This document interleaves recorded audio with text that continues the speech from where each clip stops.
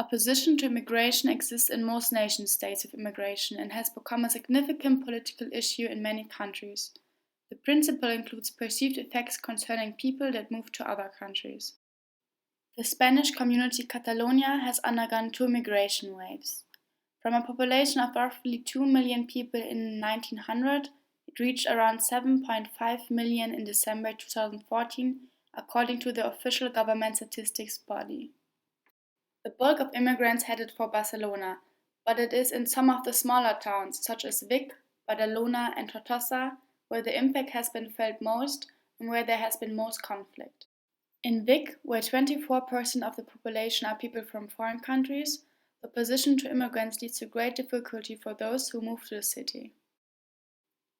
Many of them are concerned with integration barriers and experience emotional disturbances during their stay. But what are the reasons? And how do people coming from foreign countries feel about the immigration in Vic? My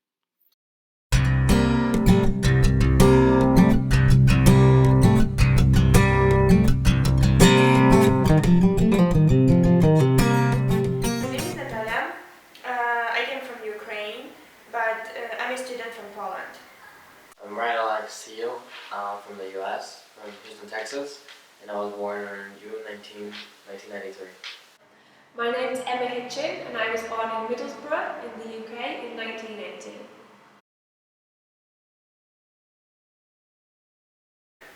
I came to Big not this year anymore, 2015 in September, because I'm doing here my exchange program. I came to Wake this last September. I applied for an exchange program at my home university in the US, and I just wanted to experience something new in Spain. I came, I think it was 2001 to Vic. I was doing international business studies at university in the UK and I needed to spend a year abroad, so I did Erasmus. I live in Vic, not far from university, and I live with my husband Jordi, who's Catalan, and my two children, Edward, who's 9, and David, who is 5.5. I experienced some trouble when it comes to the language, because still, even though I speak Spanish, still a cultural shock, because my Spanish is really different than the Spanish from other people here. Spanish, because I had some troubles with English here, because people do not know it very good, especially old people or adults. But among students, it's okay. I'm practicing my English and it's good. But people on the street, sometimes when you're asking them about where do you want to go or something, the directions, or in the shop when you're buying something, it's quite difficult to speak with people because they don't understand English. That's why I'm trying to learn Spanish now. I speak Catalan, that's the easiest way, because if you don't speak Catalan, at least in Vic, not in Barcelona but in Vic, you're always an outsider. So when I learned Catalan, I was finally able to sort of join the rest of society. A lot of things were strange for me here because it's a completely different world. First thing that I noticed in Spain that was very strange for me, that people are very open and very close. Because when we first time came, my mentor, she didn't know us before, but she started to kiss us, and I was like, oh my god, does she know us or something? It's very strange for me because in my country we don't do that with people we don't know or the people we first met. But here, it was like very nice, but I like it. Thought they were very reserved and very serious and a bit grumpy. I think that's just the character, much more serious than British people. People here are really nice, of course, and it's a really safe city where you can go out at any time and you know nothing's going to happen. So there's no reason not to feel comfortable here. It's very peaceful, it's safe for the children. I think I'm just used to it now. It's home.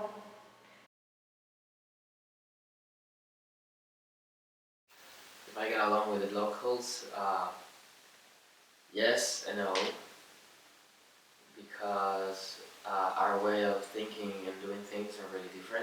because of the cultural shock. But I think that's everywhere, so I think they're fine. Well, for example, in England, we make friends really easily, but they're not real friends. They're more friends this week, this month, but maybe not in 2 months. But here, it's really hard to make a friend, but when they're your friend, they're friends forever. It's like the opposite. Like they can be nice to you, but a real friend is a bit harder to make because people that have like kolas, they're called, where they're groups of friends for years, and you can't just join a new kola. They're not open to other people. But when you do join, then you're friends forever. I think the locals treat me very well. I don't know if it's because I'm an international student, or because out of all internationals, I'm one of the only ones that actually speak fluent Spanish. But the treatment has been really well so far, and I can't complain about how they treat me.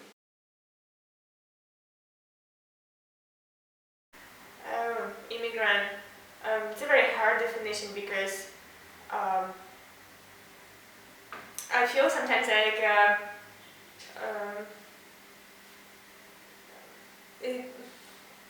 I don't know, because nowadays it's like the problem with refugees and everything, and people, immigrants for me, it's like people who are going to another country and cannot finding a job which they can, like mostly it's physical job, but they don't have a permission to stay in the country. But for me, it's like, I cannot say that it's bad term or bad definition, because immigrant is people, is a person who wants to find a job because in her country she cannot, and she's just going because she needs to. It's not always bad. An immigrant to me is a person that is not admitted inside of any kind of country by law. Someone from another.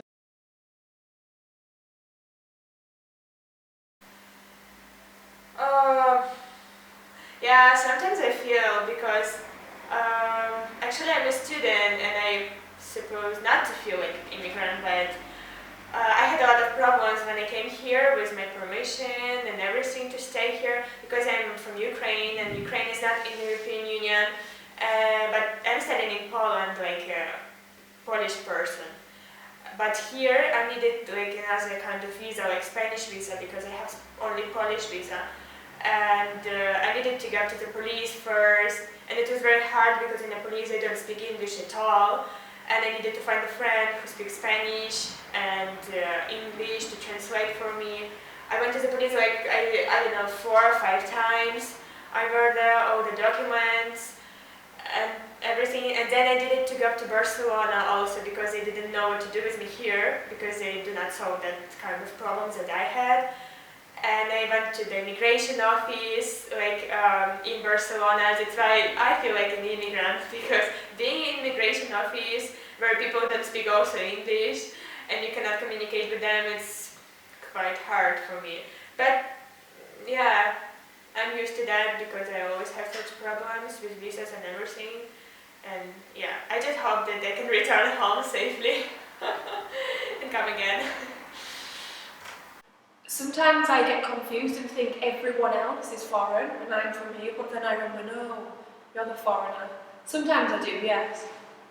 They treat me differently, but not like an immigrant from Morocco or from China. They treat me differently, but probably better than some other immigrants. No, I don't, because I'm legally here. I have a permission, I have my visa, my student visa, and I have a purpose for being here, which is studying for a limited amount of time. So I just think I'm just another student coming abroad for 1 semester, maybe 1 year. But after that, I'm just gonna go back home. Everyone knows that some of them are moving because, most of them are moving because to another country because they are made by their system. They cannot live in their countries because of their religion, their political system and everything. I think that's really tragic and bad because, as I told you, it's not their fault. and it gotta be really hard to see your country just falling into pieces, and you have no other option other than leaving the country at all, you know. And they have to struggle a lot, not only in living their country and probably being apart from the people they love, they care about, but also going to a different country, try to fit in that country, learn the new language, you know, adapt to the culture.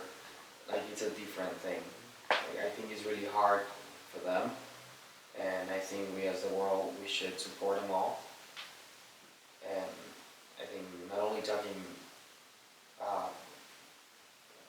being part of America, of the US or Mexico, but the whole world, you know, because if that happens to Germany, if that happens to England, if that happens to France, even if that happens to the US, I would really love to be well received in another country, because you have nowhere else to go, you know.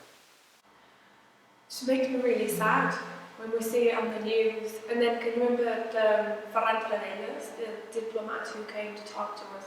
And he said that Europe was a nation of emigrants. We've emigrated, so we have to give something back now. And I really think that.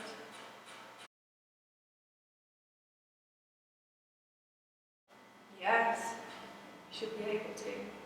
As long as you can contribute something. I think that every person has like a freedom, and I think the responsibility of the country is to give this freedom to a person. And sometimes I feel very bad because we Ukrainians, like, for me it's a European country, and the problem that we cannot move freely to another country, I think it's very bad. And I think it has its influences on the culture and everything, on the people, how do they think. Because if the people cannot see what is going on in Europe or other parts of the world, they are like living in their own world, and sometimes it's very bad. Because I think all countries should exchange like experiences, like everything, that to get to know something else. And for me, it's a very nice opportunity that I am like a student. I can go somewhere else to study. That's why I'm using this opportunity.